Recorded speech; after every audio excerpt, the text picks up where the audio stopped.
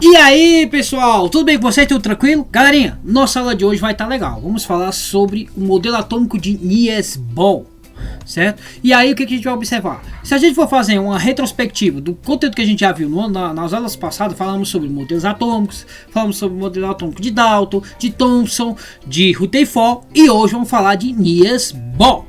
Então galerinha, se liga aí que nossa aula hoje vai estar massa. Então deixa eu sair aqui da tela para a gente ir agora para a nossa aulinha. Então modelo atômico de Niels Bohr, o de Bohr, nossa aulinha com o professor Jonas Souza. E aí nós vamos observar isso aí. Galerinha, esse aí é o experimento de Bohr, certo? O que ele fez? Ele pegou vários elementos químicos, certo? Feito de material aí, esse material.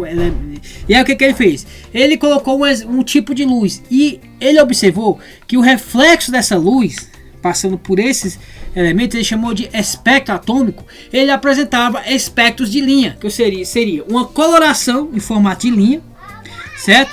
Dependendo então do elemento que nós tínhamos aí, no caso, certo? Então essa é uma das características que a gente pode ver aí no caso do experimento de Bohr, ok? E aqui seguindo adiante, vamos ver aqui o modelo atômico de Bohr. O que o modelo atômico de Bohr ele tem a nos dizer? Ele diz o seguinte, que o espectro de linha vai ser ocasionado pela excitação dos elétrons. E como é que isso funciona, professor? Os elétrons vão se movimentar ao redor do núcleo, beleza? Eles vão estar se movimentando e essa movimentação dos elétrons aí não é estática, ou seja, ele não vai estar sempre circulando na mesma eletrosfera, na mesma camada. Ele vai oscilar nessas camadas, podendo voltar e voltar, né, entre as camadas. E o que vai determinar isso? A quantidade de energia que o elemento químico ele recebe. É isso que vai determinar. Então essas camadas vão ter os níveis, né? E aí pra gente observar direitinho, aí, ó, o que a gente pode ver? O exemplo que eu trouxe aí, ó, do elemento químico aí qualquer, ó, o que a gente vai observar? Que vai ter o número atômico dentro, certo? Ou seja, o número atômico, o número de prótons vai estar aí no núcleo, ok? E o que a gente pode observar? Que vai ter várias camadas ao redor. E nessas camadas vão estar os elétrons. Lembra que os elétrons vão estar na eletrosfera, ao redor do núcleo. Então é mais ou menos isso que funciona. E aí o que a gente vai observar? Que os elétrons vão ficar circulando aí, certo? Em volta desse núcleo. E aí, ó, o que a gente pode observar? Que esses elétrons estão circulando, mas quando esse elétron ele ganha alguma forma de energia, o que acontece com ele? Ele vai mudar de camada. Essa é a beleza aí do caso do modelo atômico de Bohr, né? Que ele viu o quê? Que esses elétrons não estão estáveis ali parados apenas em uma camada. Pelo contrário, à medida que ele vai ganhando ou perdendo energia, esses elétrons eles vão oscilando entre as camadas, ok? E aí, ó, o que a gente pode observar? O que acontece quando ele perde energia? Quando ele perde energia, ele volta. Mas observando aí, essas camadas ela foi nomeada. Vamos ter aí no nível 1 ou a camada K. No nível 2, vamos ter a camada L. No nível 3, vamos ter a camada M. No nível 4, vamos ter a camada N. Galera, vamos ter até 7 camadas, certo? Então, os elementos eles podem ter até 7 camadas. Lembrando, galera, que no caso aí dessas camadas aí, certo? Ele vai chegar até a camada Q. E assim, elementos que contêm até a última camada são poucos, certo? São raros, ok? Então, eu coloquei esses quatro níveis, onde a maioria dos elementos eles apresentam até essa quarta camada, esse quarto nível, ok? Na tabela periódica você vai encontrar até o 7, a camada 7, ou seja, até a camada Q. Então, seguindo aqui adiante, a aplicação do modelo de Bohr, assim, galera, o teste de Bohr feito por alguns químicos foi feito através do teste de chama. E o que é esse teste de chama? É isso aí, galera. Então o teste de chama ele vai analisar através da exposição do elemento ao fogo a coloração que ele vai emitir, certo? Então o que acontece? Dependendo da camada onde o elétron ele esteja localizado, ele vai emitir uma coloração, uma tonalidade, ok? Então para a gente observar aí, ó, no sódio, o sódio, esses elétrons eles vão emitir a cor amarela. Já o potássio vai emitir a cor violeta. O cálcio vai emitir a cor vermelho tijolo. O estrôncio, vermelho carmim. O bário vai emitir a cor verde. O cobre, o verde azulado. E o chumbo vai emitir a coloração azul pálido. O que a gente pode observar aí, galera?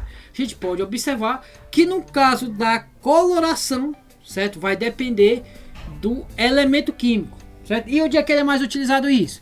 Ele vai ser utilizado nos fogos de artifício, nas lâmpadas de gás, nas teclas de ponteiros fosforescentes. E como é que funciona aí, galera? Ó, fogo de artifício, se você ver lá na virada do ano, aqueles fogos com várias cores, significa o quê? Que eles não vão ser feitos apenas de pólvora.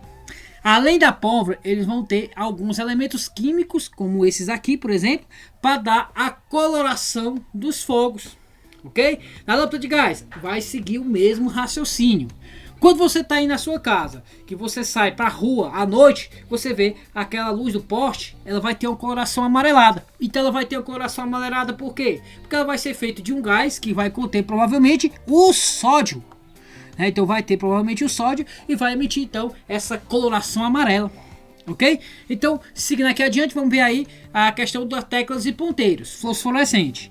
Por exemplo, quando você está à noite aí, né, e aí você tem uma TV, e quando você vai pegar o controle, você consegue visualizar todo, apesar de estar no local escuro. Por que isso acontece? Simplesmente pelo fato de que, no caso aí, ele vai ter a inflorescência, que é também uma característica de alguns elétrons, né, que quando eles vão emitir essa luz, certo? E essa luz ela vai ser emitida apesar de estar totalmente escuro. E é isso que acontece. Ok? Então, seguindo aqui adiante.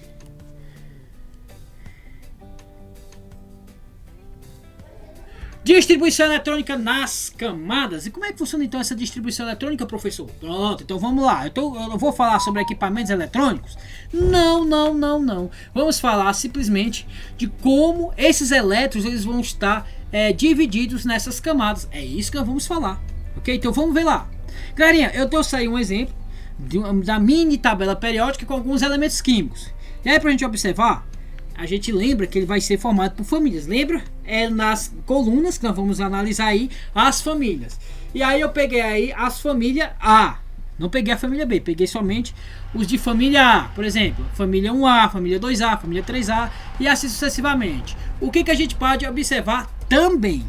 Que cada elemento químico ele vai ter o seu número atômico. Lembra do número atômico? Número de prótons. Número atômico? Número de prótons. Lembrei, professor? Claro que eu lembrei.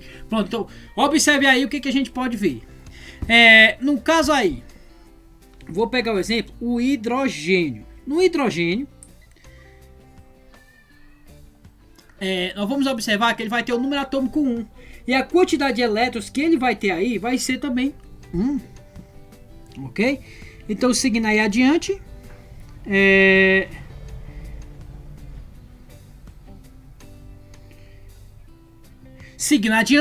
vamos ver outro exemplo aí, ó. Eu peguei aqui alguns elementos químicos e coloquei aqui embaixo pra gente entender mais ou menos como é que funciona isso. Vamos ter, por exemplo, aí, ó. Galera, lembra lá das camadas? A primeira camada, a camada mais próxima do núcleo, vai se chamar camada K. E a camada acima da K vai ser a camada L. E acima da L vamos ter a camada M. E assim sucessivamente até a camada Q. Lembra que são 7 períodos? Já a gente vai ver isso aí daqui a pouco, no outro próximo slide. O que a gente pode observar aí? Galerinha, no caso aí, ó, do hidrogênio e do hélio. O hidrogênio vai ter apenas um elétron. Lembra disso? E já o hélio ele vai ter 2. Ele vai estar uma camada estável. Ok? Que daqui a pouco vamos ver isso aí também. Mas observe aí. Certo? Quantos elétrons vão caber na camada K? Vão caber apenas 2 elétrons. Então, quantos elétrons vão caber na camada K? 2. Apenas 2 elétrons. Certo? Já eu peguei outro exemplo aí do lítio. O que nós vamos ver no lítio? Ele vai ter 2 camadas. Ah, como é que eu sei disso? Tá aqui, galera, ó. 2 camadinhas. Certo? Quantos elétrons ele vai ter? Ele vai ter... O seu número atômico vai ser 3. Então, consequentemente, o número de elétrons dele também vai ser 3. Ó aqui. Então, eu vou ter 2 elétrons na primeira camada e 1 elétron na última camada. Aliás, na segunda camada, que é a última camada dele, né? E o que a gente vai observar?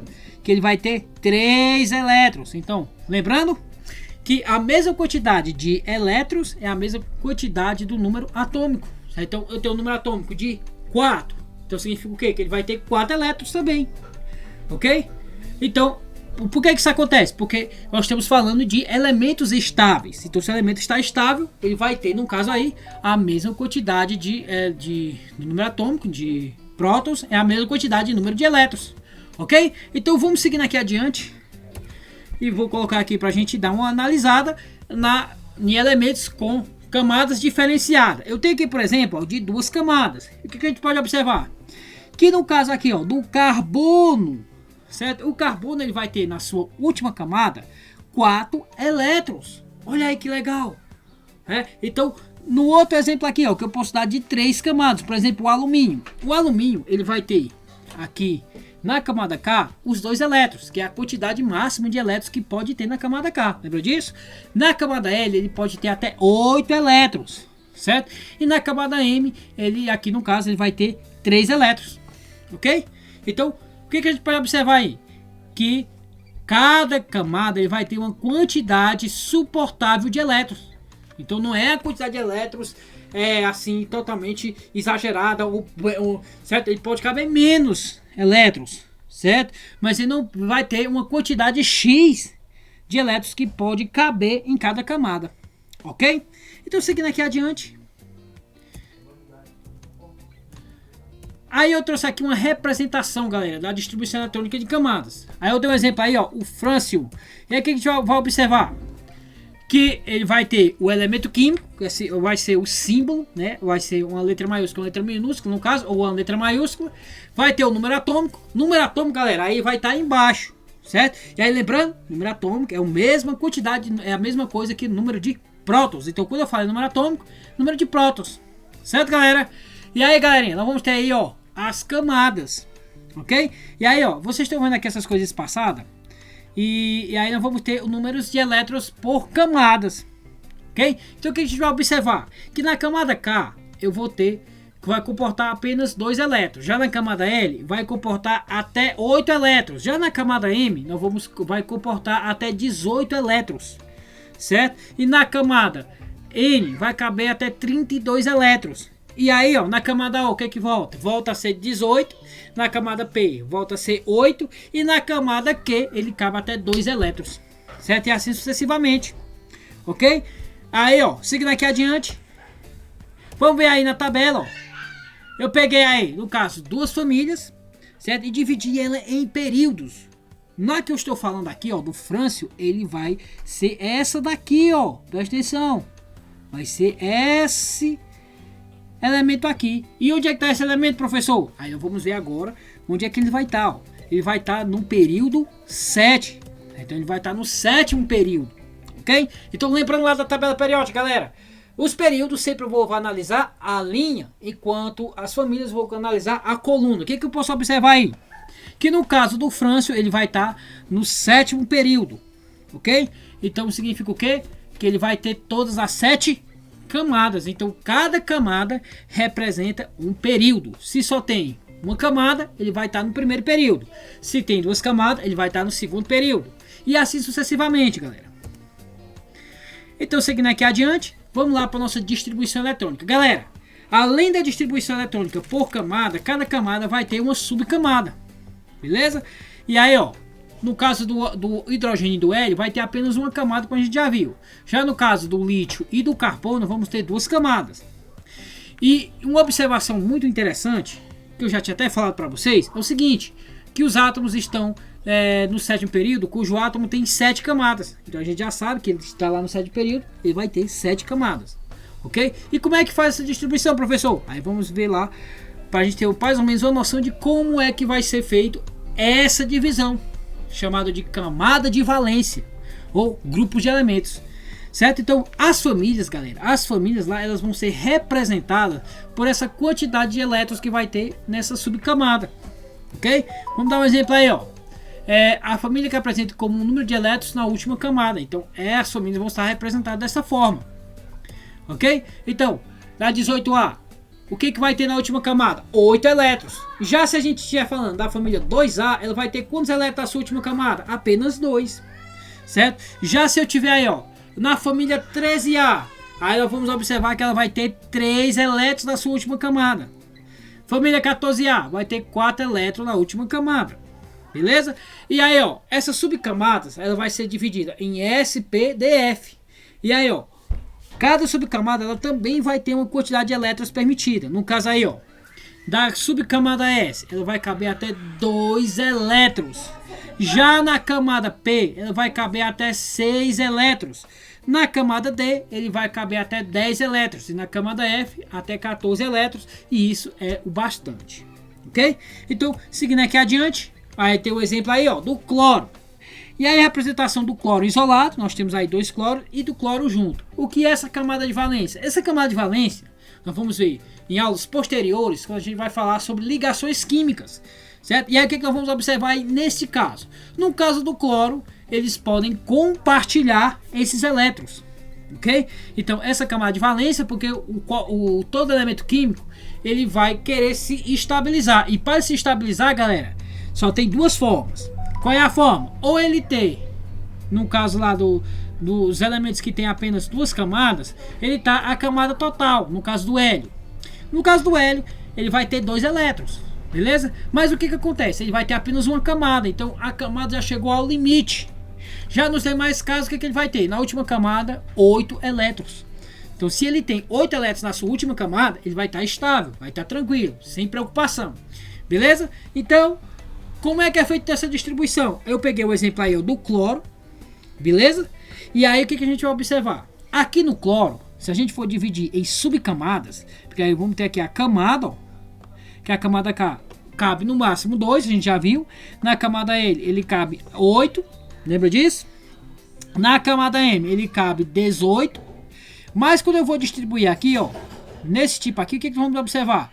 Que na camada 1, é a primeira camada, ele já vai preencher, ó, o S, ele já vai preencher as 2 camadas.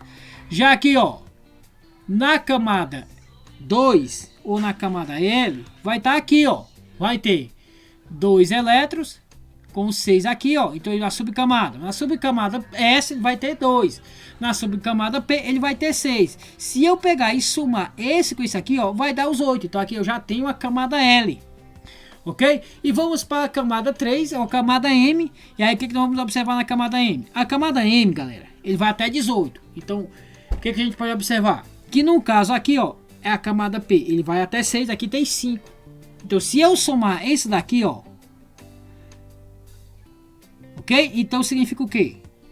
Que neste caso ele vai ter 7, ó, que seria então a quantidade. Se eu somar aqui todo isso aqui, eu vou ter o número atômico dele.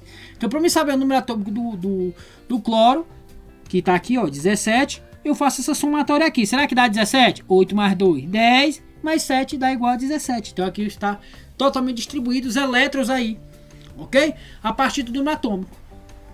E aí, seguindo adiante, galera, vamos para nossas atividades. E nossa atividade de hoje, vamos ver sobre justamente ele, sobre distribuição eletrônica, sobre modelo atômico de Bohr, ok? Então, seguindo aí, ó, o chumbo é um metal pesado que pode contaminar o ar, o solo, o rio e alimentos. A absorção em quantidades pequenas de chumbo por longo período pode levar à toxicidade crônica, que se manifesta de várias formas, especialmente afetando o sistema nervoso, sendo crianças as principais vítimas. O número atômico, que é representado pelo Z do chumbo, é igual a 82. E a distribuição eletrônica para o... Aí, ele fez a distribuição eletrônica aí, o que a gente vai observar? Quantas camadas eu vou ter aí no caso do chumbo. O chumbo, ele vai ter 6 camadas, né? E aí vocês lembram que eu falei que ele tem subcamadas, certo? E o que ele quer saber aqui, ó? Sabendo que o íon plumboso é mais 2, certo? Então ele vai ter mais 2, certo? E é responsável pela toxicidade. Os elétrons mais energéticos estão em qual subnível? Se estão mais 2, então vai estar em qual subnível? E aí você vai já ver aí qual seria o subnível que ele vai estar mais danado aí, ó. Se ele tem mais 2 aí, beleza? Então observe aí e responda essa questãozinha que tá moleza. Galerinha, essa daqui, ó. Os dias de carro com luzes azuis estão contados, pois desde o 1º de janeiro de 2009 as lâmpadas de xenônio, certo? Que é um gás nobre, né? Não podem mais ser instaladas em faróis convencionais. mesmo que as lâmpadas azuis possibilitem 3 vezes mais luminosidade do que as convencionais. Elas não se adaptam adequadamente aos refletores feitos para uso com lâmpadas convencionais, podendo causar ofuscamento à visão dos motoristas que trafegam em sentido contrário e possibilitando assim a ocorrência de acidente. Quantos elétrons o gás xenônio apresenta na camada de valência? Galera, camada de valência é a última camada, galera. Viu? Então, quanto ele vai ter aí? Aí certamente está fácil e aí você marca aí qual seria a opção correta. Questão 3 tem assim: a pedra ímã natural da magnetita. Aí nós temos aí o número atômico, aliás, a molécula, né, que é o Fe3O4. O metal ferro pode ser representado por 26F e seu átomo apresenta a seguinte distribuição eletrônica no nível. Aí você vai olhar aí como é que você vai fazer isso aí, certo? Então, no caso aí você vai ver, aí tem o número de massa, né, 56, e o número atômico é 26. Aí você faz essa distribuição, beleza? E aí você já vai saber aí qual seria a divisão por nível. 4. A corrosão dos metais de ferro envolve a transformação do átomo em metais de íon, ferrosos ou férrico. Quantos elétrons há no terceiro nível energético do átomo nêutron de ferro? Olha aí o que ele quer saber. Quantos elétrons há no terceiro nível energético, certo? No átomo nêutron do ferro. Aí está aí o dado do ferro, que é 26 aí no caso, e o ferro 56 de massa, beleza? E aí nós temos aqui a questão que tem assim: configuração eletrônica do níquel, mais 2, com o número atômico 28. Aí você vai fazer a distribuição e descobrir qual é a distribuição aí correta, galerinha. E a nossa aula fica por aqui, certo? Então até a próxima e valeu!